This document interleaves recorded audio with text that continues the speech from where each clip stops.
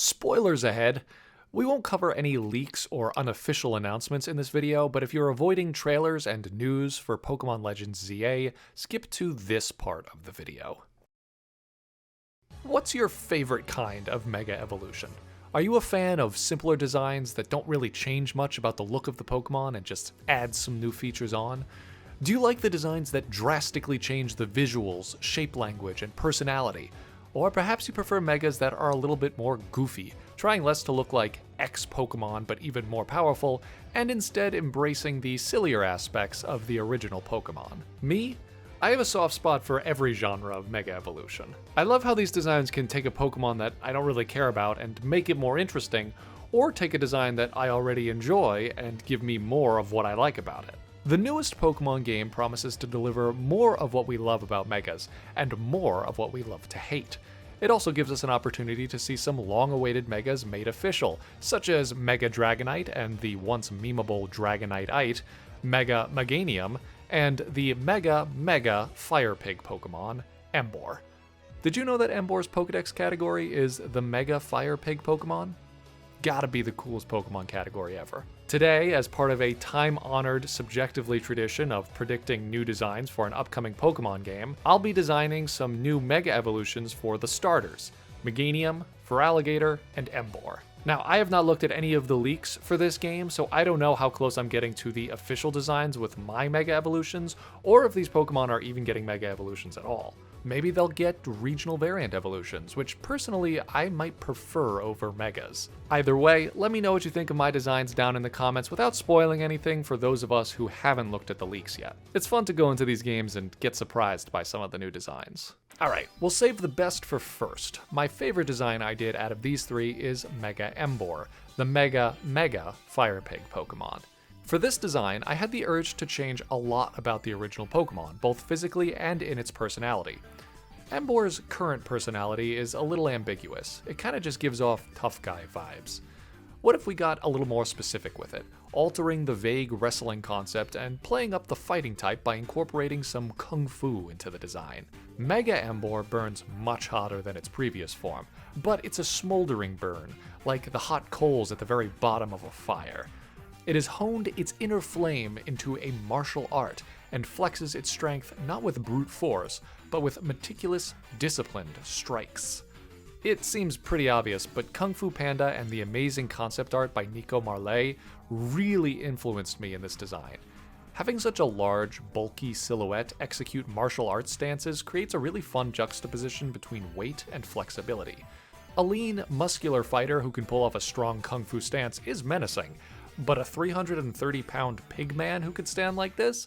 Yeah, that's an enemy you don't want to get into the ring with.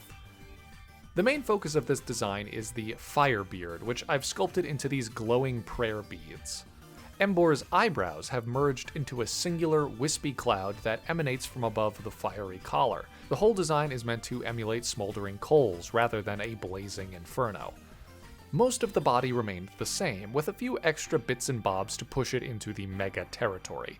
Again, I did away with a lot of the Western wrestler influence and exchanged it for more Eastern martial arts imagery. I even waxed a little mythological, referencing both Zhu Baji and Sha Wujing from the Journey to the West. If they ever make a Mega Infernape, it'll have a fitting traveling companion. I knew that I didn't want to change the colors of Emboar all too much, considering I wasn't changing its typing or altering its concept.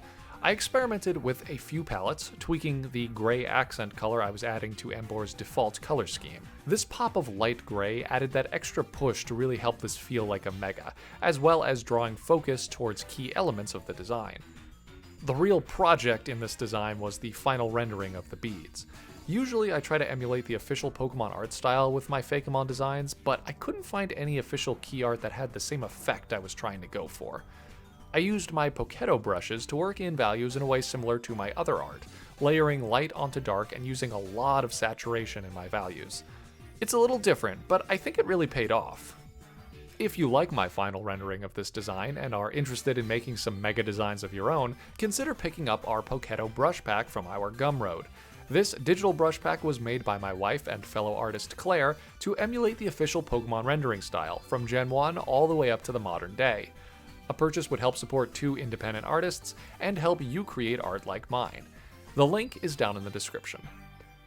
So that's Emboar. Now let's move on to greener pastures and a criminally underappreciated starter Pokemon, Meganium. I never understood the hate that Meganium got, unless it was just angry boys complaining about a more feminine design. Yeah, it's a soft, cute, flowery pink Pokemon, and yes, a lot of people like that. Plus, it's a dinosaur. Who's out there hating on dinosaur designs? Not this guy, that's for sure. These were my main two design elements that I wanted to focus on with my Mega Evolution: cute and dinosaur. Specifically, the controversial Brontosaurus came to mind, a dinosaur that I imagine most of you are familiar with. Its name means thunder lizard, and that got me thinking about the potential for a new electric grass type because, well, let's face it, it's kind of slim pickings right now. A grass electric Mega Meganium seems a little offbeat. Most theorized designs focus more on the flower, but I wanted to marry these two concepts, turning the large petals into something like natural solar panels that can absorb sunlight and convert it into electricity. The execution of this design took some fiddling. I knew that I wanted these solar panel petals, and I also wanted an elongated neck that would sport a series of light bulb-like fruits.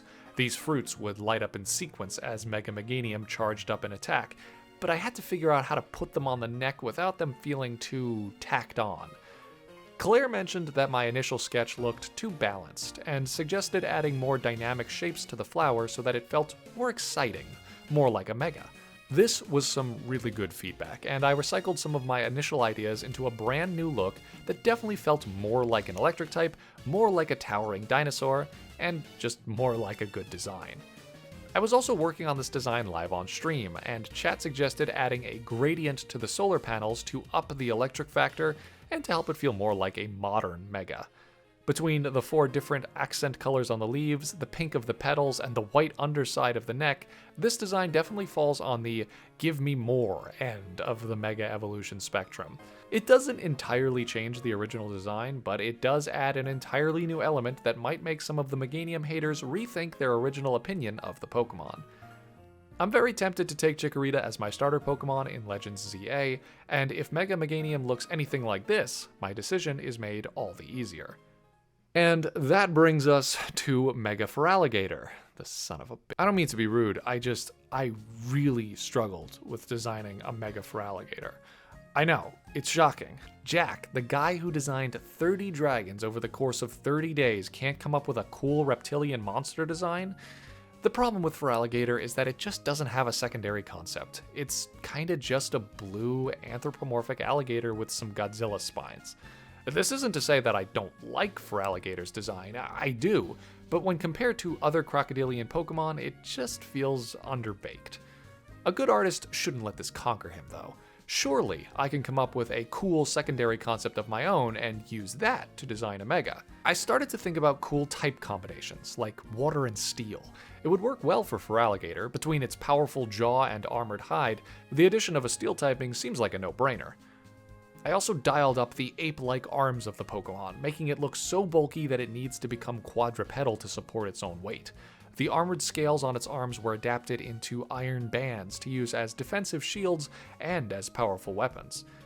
I also increased the size of its jaw, but left too much negative space, which made the whole thing feel empty and under-designed, and the extra spines on the shoulders didn't help, and the colors looked wonky, and oh man. I don't think I like the way this came out at all. Time for Mark II. This time, I posed the character more dynamically so that I wouldn't end up with all of this awkward, unused negative space. I also kept the big shoulder spikes, but shrunk the jaw a little bit so that it wouldn't look so awkward. I kept the iron cuffs on the wrists as well, but included some punk rock spikes. This whole look is actually very punk rock. When I got to colors, however, I found that I still had a lot of the same problems that I did with the first design. Too much unused visual real estate, no clear focal point, and unnecessary visual clutter with all the red spines. Nope, scrap this one too. Third time is definitely the charm. This time, I started with the jaw. This would be the undisputed focal point of the design. The arms would still be large and armored, but they'd remain down and to the sides to frame Mega Feraligatr's big head. This iron armor would also cover the whole body, on the neck, upper arms, and tail. The head would have more than just a big jaw. I kept the horned eyebrows from my second design and the oversized fangs from the first, but made them both red so that it created more contrast. This final design actually kind of felt like a hybrid between my first two, keeping all of the bits that I liked about each and combining them to make a final product that I'm mostly happy with. However, I don't like my Mega Feraligatr as much as Meganium or Emboar, which is a shame because even though I couldn't come up with one, I'm sure there are so many cool designs that would do this Pokemon more justice. In fact, I know there are. Here are some fan-made Mega Evolutions for Feraligatr that I like more than my own.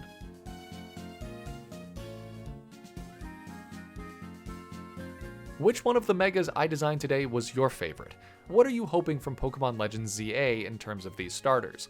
Would you rather have them have Megas or regional variant evolutions? Leave all your thoughts down below in the comments. Thanks for watching, everyone. I hope you enjoyed this video. We make all kinds of art and character design videos on this channel, so if you'd like to see some of my character designs outside of Pokemon, be sure to check out some of our other stuff. A big thank you to our patrons and YouTube channel members. The exclusive August video will be out soon. Enjoy your week, everyone, and I'll see you in the next video.